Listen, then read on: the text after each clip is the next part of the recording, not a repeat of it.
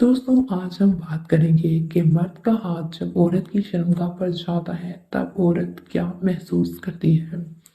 दोस्तों, औरत के जिस्म में अल्लाह ताला ने कुछ खास हिस्से बनाए हैं जो बहुत ज़्यादा गर्म होते हैं। वो औरतें जो बिल्कुल ठंडी होती हैं या वो मर्द जो अपनी औरतों को मुकम्मल सुकून फराहम नहीं कर सकते, वो औरत के गर्म हिस्सों पर प्यार करके और उन्हें सहलाकर औरत को गर्म करते हैं। इसीलिए दोस्तों, इनमें से एक सबसे ज़्यादा गर्म तरीन हिस्सा जो कि बाकी तमाम तर गर्म हिस्सों से बहुत ज़्यादा गर्म है, जो औरत को 1 मिनट में ही गर्म कर देता है, वो है औरत के शर्मगाह का ऊपरी हिस्सा।